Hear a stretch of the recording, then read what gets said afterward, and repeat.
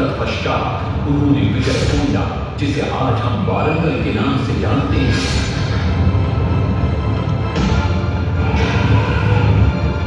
कि काकतीय वंश के राजा गणपति को परास्त किया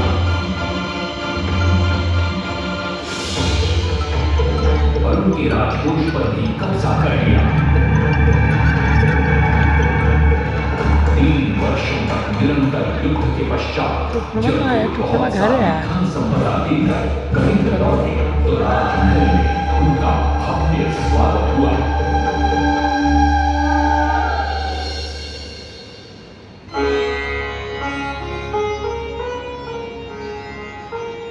राजमाता कस्तूरी देवी पुत्र नरसिंह देव की वीरता से बहुत प्रसन्न हुई और पुत्र के सामने अपने मन की इच्छा प्रकट की। कहा, तुम्हारे पिता ने शंख क्षेत्र पुरी में भगवान जगन्नाथ का भव्य मंदिर बनवाया है।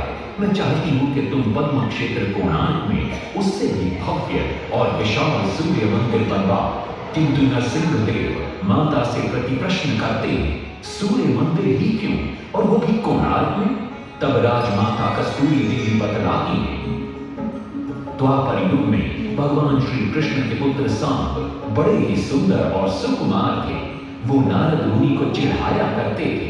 एक दिन नारद मुनि ने सांब को सबक सिखाने की योजना बनाई और उन्होंने सांब की सुंदरता की प्रशंसा कर उन्हें गोपियों के साथ जल क्रीड़ा करने को उकसाया।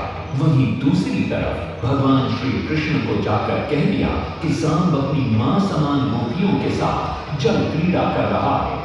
श्री कृष्ण इस बात से बहुत क्रोधित हो जाते हैं और वे सांब को श्राप दे देते हैं, जिस सुंदरता का तुम्हें अभिमान है वो तत्क्षण नष्ट हो जाता है। सांब को कोढ़ हो जाता है। जब सांब राजमहल लौटते और मां चांदी को ये पता चलता है कि पिता श्री कृष्ण के श्राप की वजह से सांब की ये अवस्था हुई तो सारी रानियां क्रोधित हो जाती।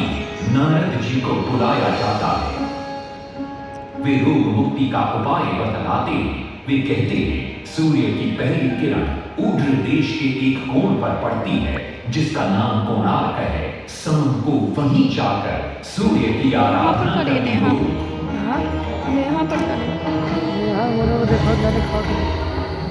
देख रहा ले लो जिन हाल है। नहीं होता बेटा, मौसम में देखो ना। बहुत ही लंबी और कठिन यात्रा के पश्चात सांब अपने सैनिकों और सेवकों के साथ कोणार्क की चंद्रभागा नदी के तट पर पहुंचते हैं और नित्य प्रातः स्नान के बाद सूर्य की आराधना आरंभ करते हैं।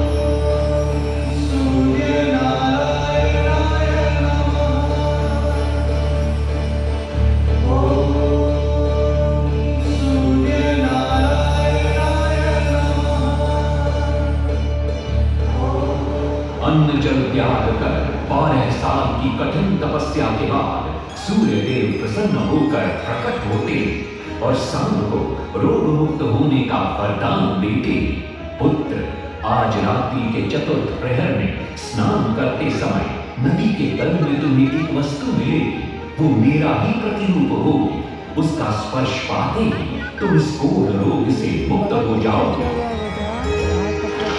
स्नान के पश्चात सांब जब नदी से बाहर आते तो वो रोग मुक्त हो चुके होते। उनके हाथ में एक छोटा सा पत्थर उनके सुंदर और सुकुमार शरीर को देखकर सारे अनुचर और सिपाही प्रसन्न होते। सांब उस पत्थर को वहीं स्थापित कर एक छोटा सा मंदिर बनवाते।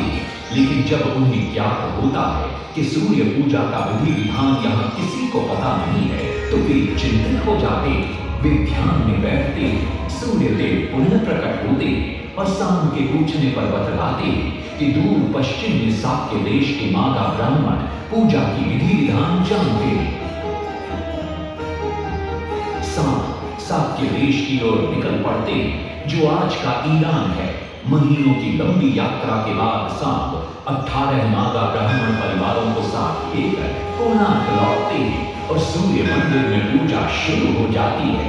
राजमाता कस्तूरी देवी नरसिंह देव को बतलाती है कि विवाह के कई वर्षों बाद तक जब हम निसंतान थे, मैंने भी उस सूर्य मंदिर में पूजा अर्चना की और तुम पुत्र रूप में मुझे प्राप्त हुए। माता की बात सुनकर नरसिंह देव मां को कोणार्क में संसार का सबसे भव्य और विशाल मंदिर बनाने का वचन देते सदाशिव सामंतराय महापात्र, जो शिवई सांतरा के नाम से लोकप्रिय थे, वे अपने सहयोगी बीसू महाराणा के साथ मंदिर का प्रतिरूप बनाते और नरसिंहदेव के समक्ष प्रस्तुत करते। नरसिंहदेव मंदिर का प्रतिरूप देखकर अभिभूत हो जाते और शीघ्र मंदिर निर्माण कार्य आरंभ करने का आदेश देते। दूर से बड़े-बड़े पत्थर लाए गए, जितने पत्थर डाले गए सारे टूट गए। आदमी को डाला, उसमें डाले गए, नहीं पटा डाला, सारे टूट गए। सिर्फ सांतरा हुए परेशान, किस विधि मंदिर बने।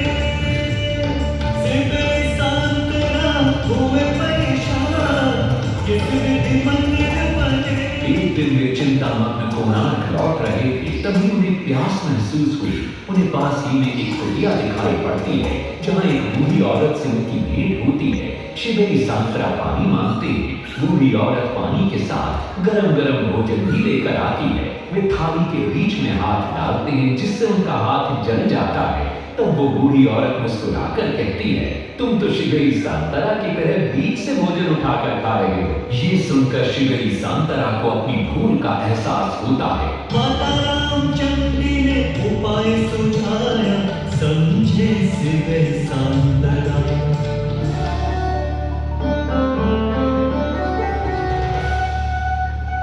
तत्पश्चात वो किनारे से पत्थर डलवाना शुरू करते हैं और मंदिर निर्माण का कार्य तेजी से आगे बढ़ने लगता है। 1200 शिल्पियों ने 12 वर्ष में मंदिर बनाया।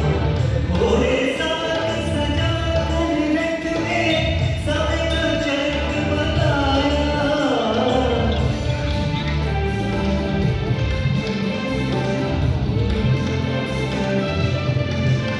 दूसरी तरफ कलिंग के उत्तर के राज्यों के नवाबों के बार बार राज्य पर आक्रमण हो रहे थे। इन आक्रमणों से क्रोधित होकर